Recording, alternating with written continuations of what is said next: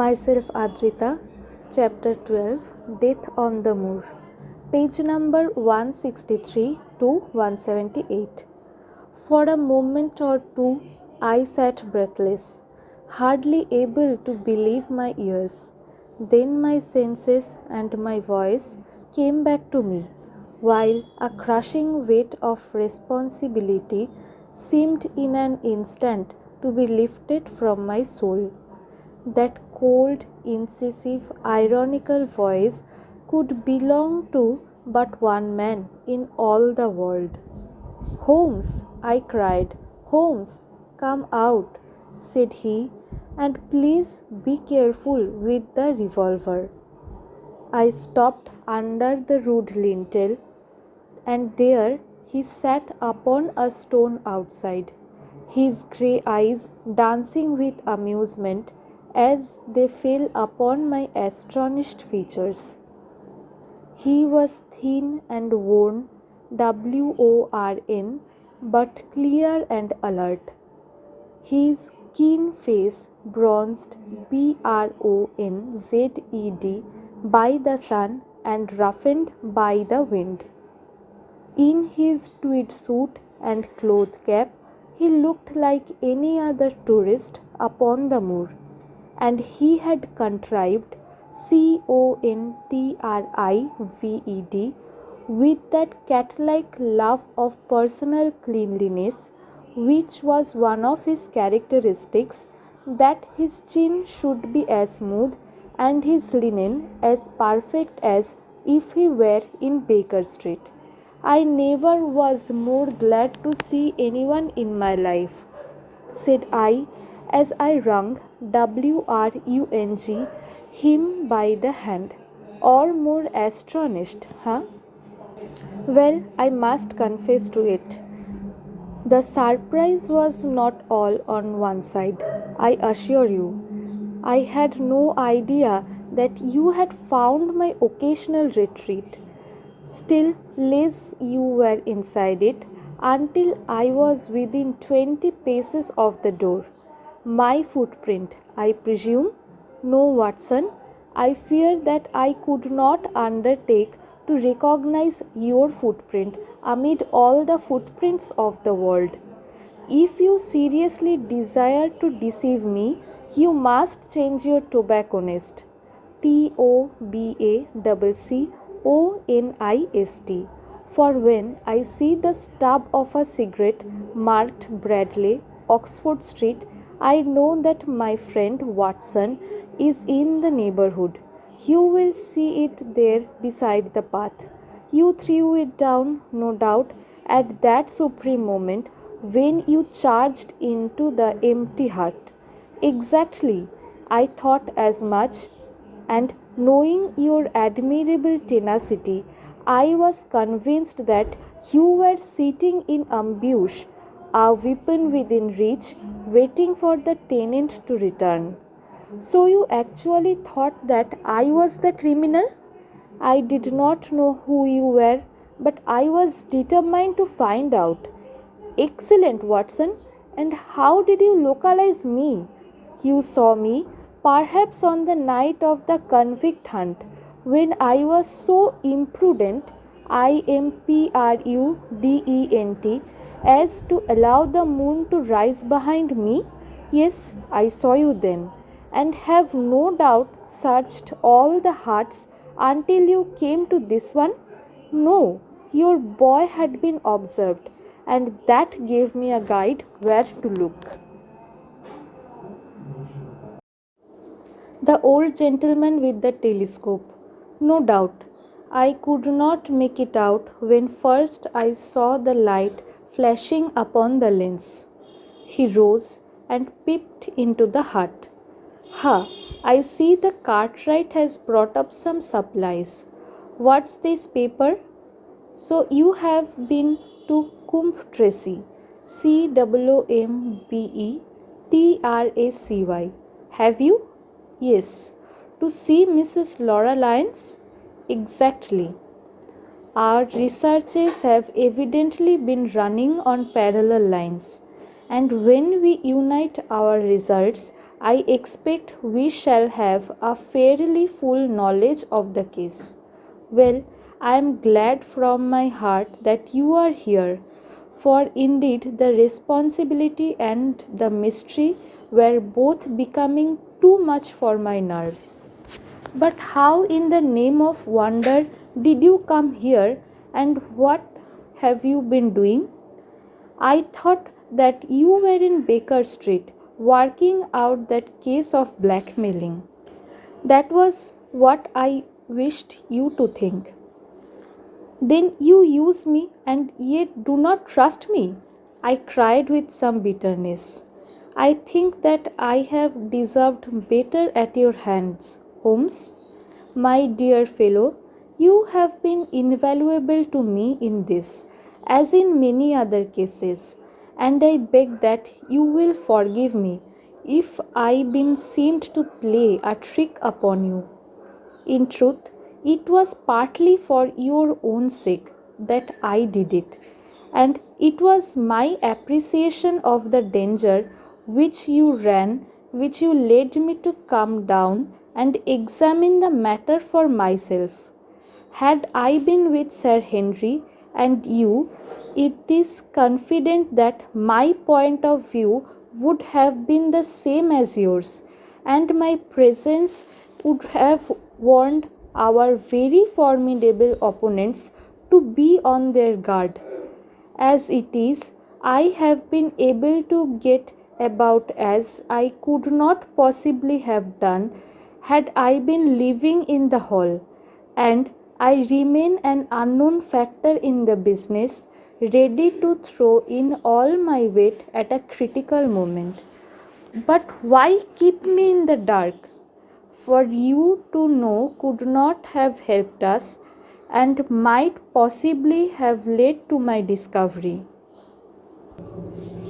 You would have wished to tell me something, or in your kindness you would have brought me out some comfort or other, and so an unnecessary risk would be run.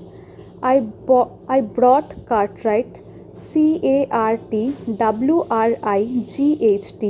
down with me. You remember the little chap at the express office, and he has seen after my simple wants, a loaf of bread and a clean collar. What does man want more? He has given me an extra pair of eyes upon a very active pair of feet, and both have been invaluable. Then my reports have all been wasted. My voice trembled as I recalled the pains and the pride with which I had composed them. Holmes took a bundle of papers from his pocket. Here are your reports, my dear fellow, and very well thumbed, I assure you. I made excellent arrangements, and they are only delayed one day upon their way. I must compliment you exceedingly upon the zeal and the intelligence which you have shown over an extraordinary difficult case. I was still rather raw over the deception which had been practiced upon me, but the warmth of Holmes' praise drove my anger from my mind. I felt also in my heart that he was right in what he said, and that it was really best for our purpose that I should not have known that he was upon the moor. That's better, said he, seeing the shadow rise from my face. And now tell me the result of your visit to Mrs. Laura Lyons. It was not difficult for me to guess that it was to see her that you had gone, for I am already aware that she is the one person in Coombe Tracey who might be of service to us in the matter. In fact, if you had not gone today, it is exceedingly probable that I should have gone tomorrow. The sun had set, and dusk was settling over the moor. The air had turned chill, and we withdrew into the hut for warmth.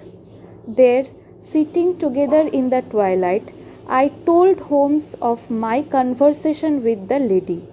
So interested was he that I had to repeat some of it twice before he was satisfied. "This is so important," said he when I had concluded. "It fills up a gap which I had been unable to bridge in this most complex affair. You are aware, perhaps, that a close intimacy exists between this lady and the man Stapleton. I did not know of a close intimacy. There can be no doubt about the matter. They meet, they write, there is a complete understanding between them. Now, this puts a very powerful weapon in our hands. If I could only use it to detach his wife." "His wife? I am giving you some information now, in return for all that you have given me. The lady who has passed here as Miss Stapleton is in reality his wife." "Good heavens, Holmes, are you sure of what you say?" How could he have permitted that Sir Henry to fall in love with her? Sir Henry's falling in love could do no harm to anyone except Sir Henry. He took particular care that Sir Henry did not make love to her, as you have yourself observed. I repeat that the lady is his wife, not his sister. But why this elaborate deception? Because he foresaw, that she would be very much more useful to him in the character of a free woman. All my unspoken instincts, my vague suspicions suddenly took shape and centered upon the naturalist. In that impassive, colorless man with his straw hat and his butterfly net, I seemed to see something terrible, a creature of infinite patience and craft, with a smiling face and a murderous heart. It is he, then, who is our enemy? It is he who dogged us in London? So I read the riddle, and the warning, it must have come from her. Exactly. The shape of some monstrous monstrous villainy, villainy, half seen, half guessed, loomed LOOMED through the darkness which had got GIRT me so long. But are you sure of this, Holmes?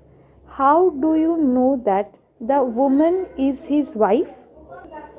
Because he so far forgot yourself as to tell you a true piece of autobiography upon the occasion when he first met you, and I dare say he has many a time regretted it since.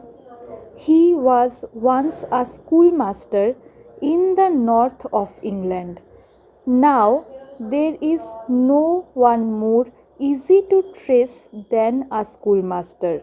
There are scholastic SCHOLASTIC agencies by which one may identify any man who has been in the profession. A little investigation showed me that a school had come to grief under atrocious ATROCIOUS circumstances CIRCUMSTANCES, and that the man who had worn it, the name was different, had disappeared with his wife. The descriptions agreed. When I learned that the missing man was devoted to entomology, entomology, the identification was complete. The darkness was rising, but much was still hidden by the shadows. If this woman is in truth his wife, where does Mrs. Laura Lyons come in?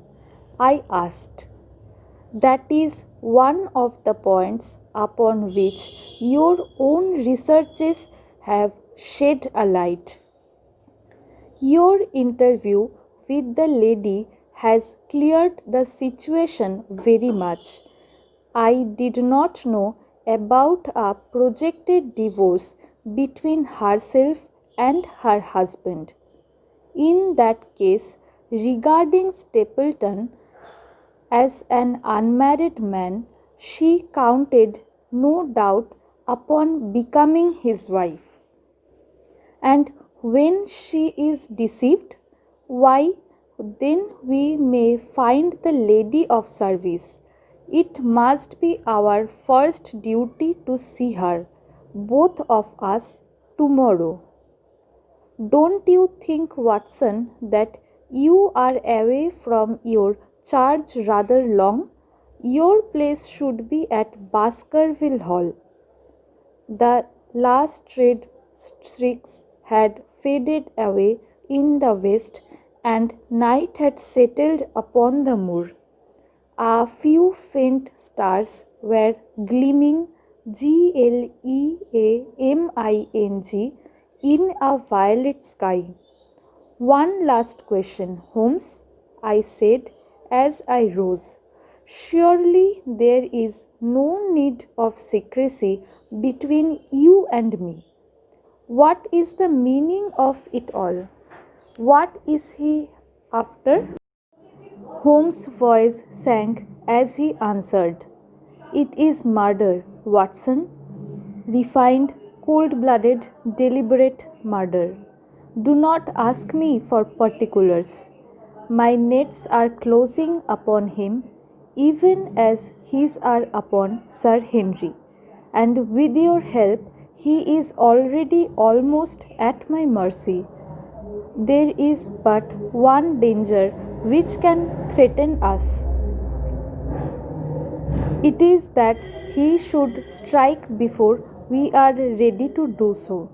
Another day, two at the most, and I have my case complete.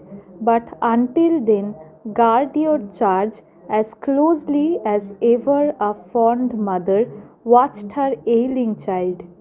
Your mission today has justified itself, and yet I could almost wish that you had not left his side. Hark! A terrible scream, a prolonged yell of horror and anguish, anguish, burst out of the silence of the moor. That frightful cry turned the blood to ice in my veins. Oh my God! I gasped. What is it? What does it mean? Holmes had sprung sprung to his feet, and I saw his dark, athletic outline at the door of the hut, his shoulders stooping, stooping, his head thrust thrust forward, his face peering into the darkness. Hush, he whispered, hush. The cry had been loud on account of its vehemence. Vehemence. But it had pealed out from somewhere far off on the shadowy plain. Now it burst upon our ears, nearer, louder, more urgent than before. Where is it? Holmes whispered, and I knew from the thrill of his voice that he, the man of iron, was shaken to the soul. Where is it, Watson? There, I think.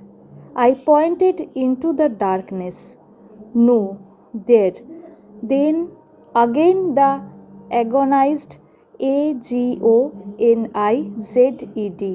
cry swept through the silent night, louder and much nearer than ever. And a new sound mingled in with it, a deep muttered rumble, musical and yet menacing, MENACING, rising and falling like the low constant murmur of the sea. The hound, cried Holmes. Come, Watson, come. Great heavens, if we are too late.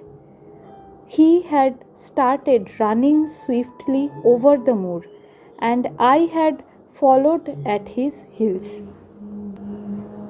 But now, from somewhere among the broken ground immediately in front of us, there came one last despairing yell.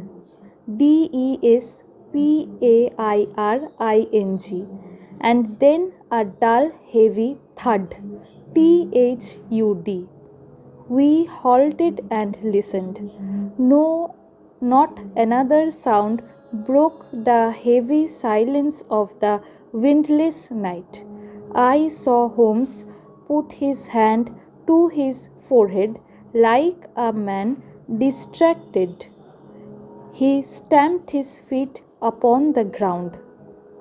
He has beaten us, Watson. We are too late. No, no, surely not. Fool that I was to hold my hand. And you, Watson, see what comes of abandoning ABANDONING your charge. But by heaven, if the worst has happened, we will avenge him. Blindly we ran through the gloom, blundering against boulders, BOULDERS, forcing our way through GORSE bushes, panting up hills and rushing down slopes, heading always in the direction whence WHENCE those dreadful sounds had come.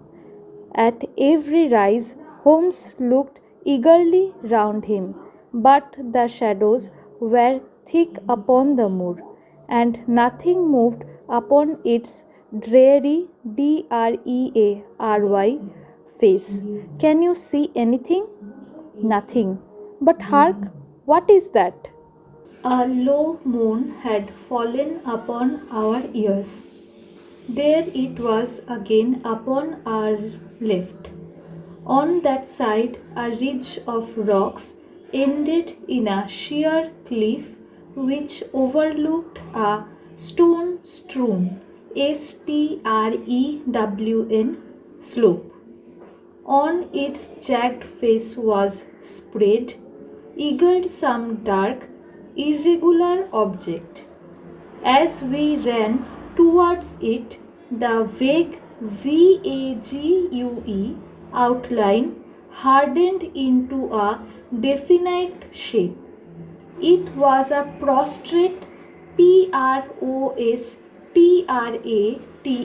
man, face downward upon the ground, the head doubled under him at a horrible angle, the shoulders rounded, and the body hunched HUNCHED together as if in the act of throwing a somersault. SOMERSAULT.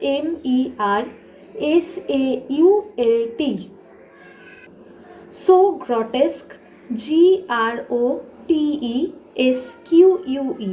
was the attitude that I could not for the instant realize that that moan had been the passing of his soul. Not a whisper, not a rustle, rose now from the dark figure over which we stooped. STOOPED. Holmes laid his hand upon him and held it up again with an exclamation of horror. The gleam of the match which he struck shone upon his clotted fingers and upon the ghastly GHASTLY pool which widened slowly from the crushed skull of the victim. And it shone upon something else which turned our hearts sick and faint within us, the body of Sir Henry Baskerville. There was no chance of either of us forgetting that peculiar ruddy tweed suit, the very one which he had worn WORN on the first morning that we had seen him in the Baker Street. We caught the one clear glimpse of it, and then the match flickered, FLICKERED, and went out, even as the hope had gone out of our souls. Holmes groaned GRONED, and his face glimmered GLIMMERED white through the darkness. The brute, the brute! I cried with clenched CLENCHED hands. Oh, Holmes, I shall never forgive myself for having left him to his fate. I am more to blame than you, Watson. In order to have my case well rounded and complete, I have thrown away the life of my client. It is the greatest blow which has befallen me in my career. But how could I know that he would risk his life alone upon the moor in the face of all my warnings? That we should have heard his screams, my God, those screams, and yet have been unable to save him. Where is this brute of a hound which drove him to his death? It may be lurking LURKING among those rocks at this instant. And Stapleton, where is he? He shall answer for this deed. He shall. I will see to that. Uncle and nephew have been murdered, the one frightened to death by the very sight of a beast which he thought to be supernatural, the other driven to his end in his wild flight to escape from it. But now he have to prove the connection between the man and the beast. Save from what we heard, we cannot even swear to the existence of the latter, since Sir Henry has evidently died from the fall. But by heavens, cunning as he is, the fellow shall be in my power before another day is past. We stood with bitter hearts on either side of the mangled body, overwhelmed by this sudden and irrevocable disaster which had brought all our long and weary labors to so piteous an end. Then, as the moon rose, we climbed to the top of the rocks over which our poor friend had fallen.